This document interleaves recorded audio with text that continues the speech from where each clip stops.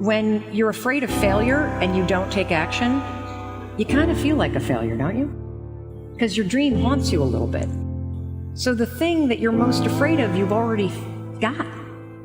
Because you're really struggling underneath this big dream that you have.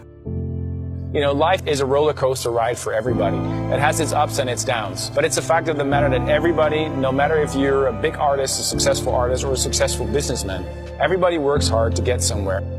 You keep thinking you're waiting for the right time. When winter comes, you go find your little acorns, right? You think you're gonna find them? Let me tell you something. You keep burying those dreams, the longer you wait, the harder they are to find. It's time you dig those things out right now and find them and put them right in front of you again and go chase them.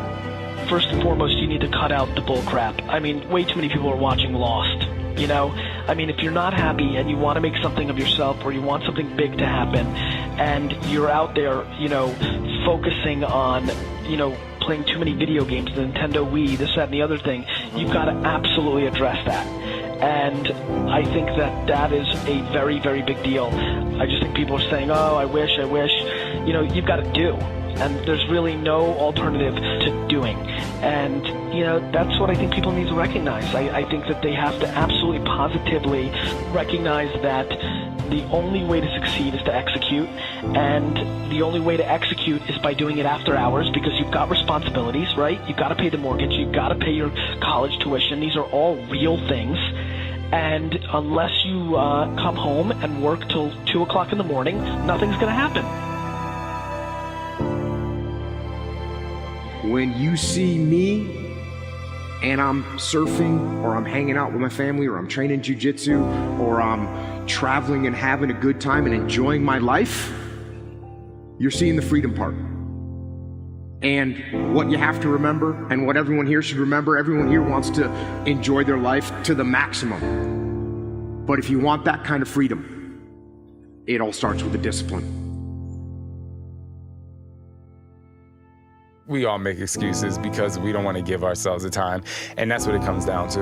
You don't want to give yourself the time. And you have to ask, why don't you give yourself the time? What is the thing that's blocking you from giving yourself the time? I believe that time doesn't really exist. It only exists on the clock. It's what you put into it. So time is really the energy you put into something. A deadline is a deadline, I get it, but procrastination is a barrier. So give yourself time and stop making up excuses not to have time. It doesn't really matter how busy you are. We're all busy. If you really care, you'll find the time. No matter what, I don't care how amazing your life is or how low it gets. Your inner wisdom is always with you. Always. And the key to getting what you want is having the clarity to tune into that wisdom. Having the courage to listen to it and having the confidence to actually take action. Your life would feel better and richer if you had a goal, you chased that goal, you accomplished some things, and you would get this boost of confidence, you'd get this boost of self-esteem. You set goals to grow. You set goals to reach inside and stretch and go where you've never been. You set goals to take you to a place you've never gone before. And you grow as a human being, and you know something, you never go back. Remember, these dreams are going to put you in really scary places, and that's okay. It's okay that you don't know what you're doing. That's normal. It's normal to be scared. Go out there. Go after those dreams. You have to understand that your life is up to you. The actions that you can control, when you connect your head and the heart, it not only magically starts pushing you forward, but you'll start attracting some other people that will buy into your dream with you. And when that happens, then you're unstoppable.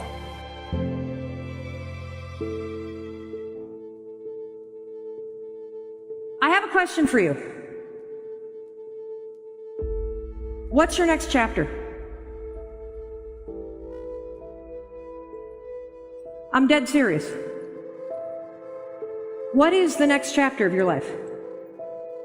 I don't care how young you are, how old you are. I want to turn the tables back on you. I want you to think about where you've been. I want you to think about, why are you here? There is a new chapter starting in your life, in your business, in your relationships, and it's going to start right now. So what is it? You know exactly what you're afraid of. You know exactly what you've been avoiding, and you got to make a decision to change it. You know exactly what it is. Don't BS anybody. You know what you need to do different. You know the changes you need to make. And if you can do that, you stop kidding yourself, you can win. You can overcome your fear, overcome procrastination. You know when you are guilty of wasting time and laying in bed and you're being lazy. You know it. Whether that was 7 o'clock in the morning or 6 o'clock in the morning, you know it. You ever wake up and you feel that sense of dread? You got a job you hate going to? You got a body that you don't like? You just don't feel that good? So believe it or not, understand that anxiety, worry, procrastination, self-doubt, they are all habits. Self-doubt is a habit. It's a behavior, a thinking pattern that you repeat over and over, and then it becomes automated. In today's world, this is the #1 skill for you: self-control. I think that everybody wants freedom in all the various aspects of their life. Of course, everyone wants financial freedom. Everyone wants to have more free time. Those are two really easy examples to understand. And if you want to have financial freedom, well, then how are you going to get there? The answer is you have to have financial discipline. And same thing with more free time. If you want to have more free time, then you have to have a more disciplined time management schedule. I want you to leverage the progress principle. I want you every morning to write down one thing that you can do. Just one thing today. Forward is forward. I don't care how small it is. Because what happens is when you start to see yourself taking action on something that's important to you, whether it's just researching or taking a little online course or just buying a book or just having a conversation or just watching a video, if you do that every single day, what happens is you start to see yourself becoming the kind of person that's doing it. This is the secret to everything. You know, people say, how can I get discipline in my life? And I tell them, step #1 is wake up early. It seems like sleeping in the morning is a form of freedom because, hey, I don't have to do anything. I'm just going to sleep in. But the reality is when you sleep in, now you don't get things done. And now those things that you were supposed to do aren't done. And now the next day you have to wake up early and get them done, not because you want to, but because you have to. So you've become a slave to the fact that you didn't have discipline. So if you actually want to have freedom in your life, you have to implement discipline on yourself. And I'm not advocating because it's unhealthy to not sleep enough, you know, and if you need 8 hours, go to bed earlier. But, you know, and I'm not saying you need to wake up at 4 o'clock in the morning, but I am saying this. If you want to wake up early in the morning, go to bed earlier. Well, that's real simple to say, but it's hard to do. It's hard to do, #1, when you're looking at your phone. It's hard to do when you're staring at your computer screen. It's hard to do when you're watching TV. Those things are meant. They're designed to make you keep looking at them. And so you do. So what you need to do is turn those things off and try and go to bed. Now, the first night, you're going to have a hard time going to sleep. What you do is the next morning, you wake up early anyways. Along the journey, there's going to be things that you need to do, but you don't necessarily want to do. But those things are critical to your success. Excellence is an art won by training and habituation. We do not act rightly because we have virtue or excellence, but rather we have those because we have acted rightly. We are what we repeatedly do. Excellence then is not an act, but a habit. The most important thing you can do is win the morning. Just win the morning, man. I think that's true for all of us, even high performers. Like I don't have my morning routine game, I feel, you know, out of sorts. So I think it's true for everybody. You got to own your morning. You got to win it because that starts and sets up everything else. I know you believe that as well. Like people need that discipline, those routines that will help the rest of their day go better. You need to focus on doing better every freaking day of your life. If doing better is not the main thing, it will not be a thing at all. If being successful is not the main thing, it will become nothing. To feel more confident about the things that you want to do in your next chapter, it begins with being willing to try. It starts with that. Otherwise, you get trapped in hesitating. Just stop thinking, worrying, looking over your shoulder, hoping for some easy way out. Stop it and just do. Listen to me. You got to make a decision. What's the decision? What's the decision? What have you been hesitating on? What are you afraid of? Face it right now. What do you need to decide? Is it getting aggressive? Is it believing in yourself? Is it reaching out to somebody? Is it a recruit you've missed? Is it coming full time? I don't know what it is for you. What's the decision? Maybe there's someone in your life that needed to get out of your life. Maybe there's someone you need in it and you need to tell them you love them and get them back in it. I don't know. But I know this. It's only a thought if you don't take an action. The difference between a thought and a decision is an action. So we know, and you just decided, and you know what it is. You know what it is.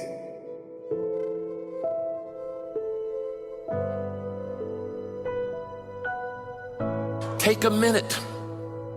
Take 5 minutes. You start your day not with confession, not with your request. You start it with gratitude. Every morning when we wake up, we need to empty out anything negative from the day before. Somebody offended you at work. They didn't treat you right. It's easy to let that offense stay. Feels good to carry around a grudge. But you have to be disciplined. Say, no, I am not giving this offense any room. I am not going to let it sour my day. Smile. First thing when you get up in the morning, wake up and smile. This might seem stupid, but the very act of smiling, moving your facial muscles, is connected to all sorts of happy feelings in your brain. It's almost impossible to be upset when you're smiling. You can try it for yourself. The more time you spend in a positive mood, the more you'll condition yourself to be in a positive mood. The more time you spend in a negative mood, the more you'll condition yourself to be unhappy and sad.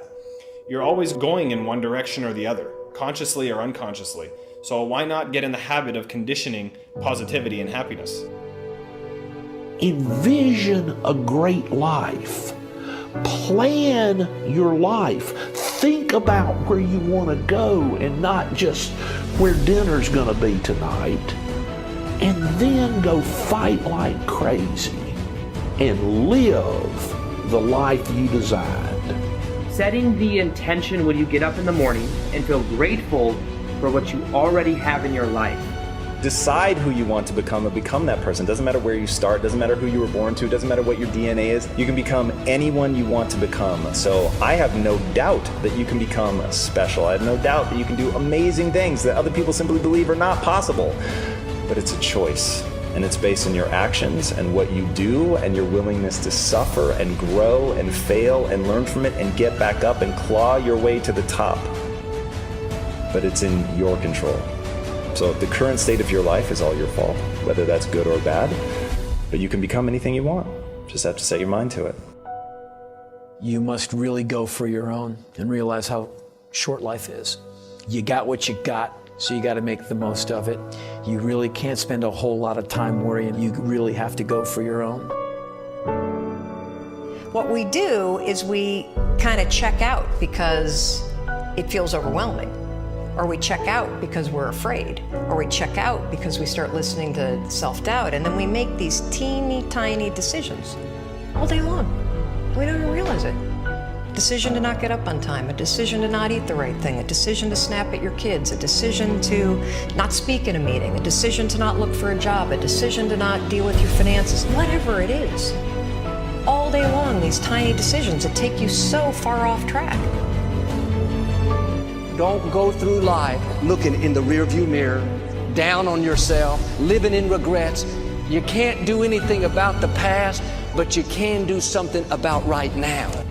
Quit telling yourself, this is so hard. I'll never accomplish my dreams. I'll never get out of debt. This is a new day. You are going to have a strength that you did not have before. You have something unique and amazing to offer to the world that nobody else can do.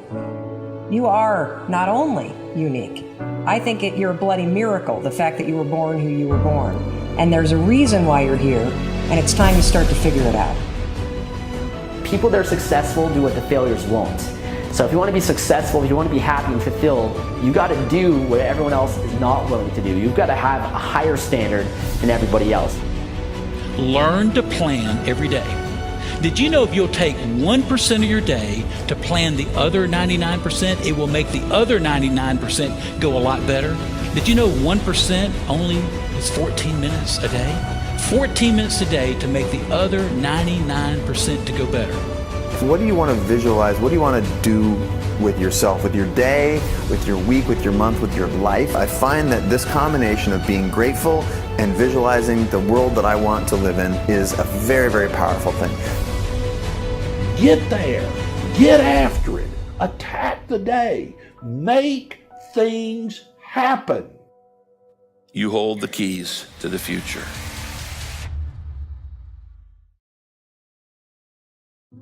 I think so many people are keyboard activists, right? Everybody's good at sending a tweet about how the world should be, and nobody's doing anything about it, and that is just very much human nature. I was just gonna ask if you think that's human nature, or if you think that we've gotten soft as a culture. Yes. You know, I mean, of course we've gotten soft as a culture in the US because the US has had an incredible 200-year run. Right? Like, this is just what happens. You know, so as a culture, you know, I can't speak for, you know, people that live in the Amazon River, and I can't speak for, you know, people that still live in Belarus, but the American culture is soft, and that's a great thing. That means there's been enormous amounts of prosperity, but let's not be naive. I mean, people literally complain when somebody gives them the wrong amount of like extra cream in a Starbucks $6 coffee. My lack of interest in complaining is so high, and when I watch what people complain about, it breaks my heart because they completely lack perspective. And I genuinely believe my happiness and optimism comes from my perspective. Even in political unrest times like right now, a lot of people are very bent out of shape, but the reality is that it's just never been better to be a human being. That's just the truth, that's just data, that's reality. And yeah, I mean, it's just a very fun time to be alive. An incredible time. And I think the way people look at the world right now, because it's such an incredible time, is actually the quickest tell to who they are. If you think it sucks or it's bad, you have losing pessimistic DNA. And if you think it's awesome and phenomenal, you have optimistic winning DNA. And I believe that to be true. And so that's where we're at. We're beating ourselves up. Like, everybody sucks at something, right? Like, we all have shortcomings and we all have strengths. And for me, it's like, why don't we just audit that? Like, why don't we just look at it that way and be like, all right, well, I'm good at this, but I'm not good at that. Like, and then I only focus what I'm good at, right? Like, I don't dwell that I can't fix shit around the house. I call somebody to fix it. Like, I'm not a man, I don't give a fuck. Like, you know, I don't get it. Like, we all, like, I also think it's awesome that I'm so emotionally stable and I'm the emotional backbone of everybody. Is that what a dude's supposed to do? Like these cliches, these stereotypes, they're so silly. I don't judge myself. I'm fully in love with myself. But I'm also fully in love with everybody else too, right? It's not like it goes both ways. Like, I tell people to buy into me, that work for me, it's because I buy into them first. Like, I don't need anybody to gain trust with me. It's there. Like, I believe that the human race is so grossly underrated. We are good. Of course we have some bad. There's fucking 7 billion of us. But like, when you look at our net score, it's bonkers shit. Like, do you know how much damage we could be doing to each other on an hourly basis? And we don't? Like, we're still here. Like, we won. We're the alpha being. And we've figured out how to stay together. This is insane when you think about it. And yet everybody wants to dwell on like somebody said something mean. If you want to be an anomaly, you have to act like one. Like, people want all these special things to happen, but then they're acting like everybody else. And that gets into the Saturdays in your 20s, like, or just like taking risks or things of that nature. Like, you know, if anybody watching right now, if there's anything they take away, it's like, look, Like you're gonna only be so pretty, you're only gonna be so smart, there's things that are gonna be natural and then there's things that you can actually control. I do believe, and I don't know if I'm right or wrong, I don't, but I do believe that work ethic is a taught behavior. It's something you do have more control over. And yeah, I think, and you know what really sealed the deal for me? Getting healthier. I was 38 years old and it didn't come natural to me. Like it didn't come natural to me at all. I hate the gym. I hate it now. I hate it. I don't like it. I don't want to do it. But I knew it was important. And somewhere around midway through being 38 years old, I got serious. I figured out my system. I made the financial commitment and I've won, right? And I'll never lose again because the system was I needed to be accountable to another human being. So it was about Mike and now Jordan and whoever else is my trainer. I'm doing it almost weirdly more to not let them down than to, and so that was this shift. And so I feel like there's a shift that can make people work harder. The big one that I push is you're gonna die. Like if you're like to me, life is broken down into complaining and not. So if you're not complaining, well then I have no advice for you. I'm pumped.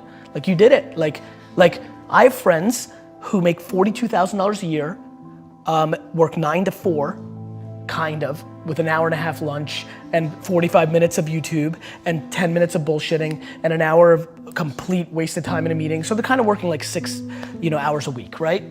But they're pumped. Right. And they text me, these are high school friends, and they'll text me like how happy they are to be the coach of their kids' baseball team. And that's amazing. Like that seems very obvious to me. That's right. What's super weird? I'm actually weirdly envious. It sounds cool, like in theory, right? Grass is always greener, right? Like far less pressure, like all that time with my kids, oof, that would be cool. Like there's just like all these things that I can justify. So to me, but I have friends who have $100 million in the bank because of Facebook's IPO, who complain, who are still hungry, who want to do even more, who will complain to me because they know I work a lot about no work-life balance and they don't get to spend enough time with their family. And I'm like, you have $100 million. Like you could stay home. Like you're in control. Like don't complain about it. You've made that choice. Don't bullshit me. Like you want to spend more time with your family? Spend more time with your family. This is back to what we said about keyboard warriors. I'm trying to be very careful about what I'm saying versus what I'm doing because that's how you get exposed. And I don't mean like people calling you out and being like, you suck. I mean to yourself. I don't want to be exposed by myself. It's looking yourself in the mirror and saying like, am I doing this right? So to me, there's so many people that are talking shit about how big of an entrepreneur they're gonna be and how much they're gonna achieve, and they don't work on weekends. I worked every Saturday of my 20s. And I talk to 20-year-old entrepreneurs every single day. Lately, I've been saying to them, this Saturday, you're gonna have more time off than I've had in my entire 20s on a Saturday. So before you tell me how you're gonna be bigger than me, start thinking about what you're actually doing. I think about it as, that picture where it looks like two people kissing or it looks like a glass of champagne? I just basically think at this point in my business life, the world sees the glass of champagne and I see the two people kissing. I'm fascinated by the same thing that attracts so many of millions of people to people that are selling bullshit. Those same people are attracted to me. And what I want to do is suffocate out all those other people and become the alpha of that entire world of people that are hoping and are desperate to look at me. And what I want to do is inspire 2 14-year-old girls in Kansas City right now to build a $1 billion company on having a bunch of employees hugging each other in the halls.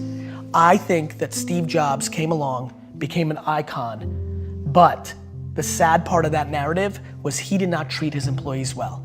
He became an icon and the narrative became he got the most out of people by being a jerk, and that became romanticized. And a lot of people in Silicon Valley today run companies where they're mean because they think that's the right thing to do because they put Steve Jobs on a pedestal. I want my pedestal moment. I want to become that big. And what I want to come from that is that kids that aren't even born today think that they can build a $5 billion company and be a great guy or a great gal. I want to build the biggest building in town ever by just building the biggest building in town while I think most people try to tear down everybody else's building. So I think positivity and good is practical advice to building an empire. And I want to be the poster child of the person that built the biggest, baddest empire and did it by being a good dude along the way. And not everybody's gonna be happy about everything I did, but if it's 97% of people talking good behind your back, that's a real legacy. And I wanna do it in a pop culture way. I'm gonna do it anyway. People have done that before. Just so you know, there's plenty of people, Warren Buffett's a really good dude. Like there's plenty of people that have done that. There's a difference. I wanna do it and I wanna be a rock star, right? Like, and that's where you influence people. Like, you know, like I wanna do it, but I also wanna be the most popular. And so then that person's like, oh, I wanna be him, so I guess I'll be nice. Like I wanna literally take people who have DNA that's kind of nice and make them more nice because they think that's how I became big. So I basically wanna trick the business world into becoming kinder.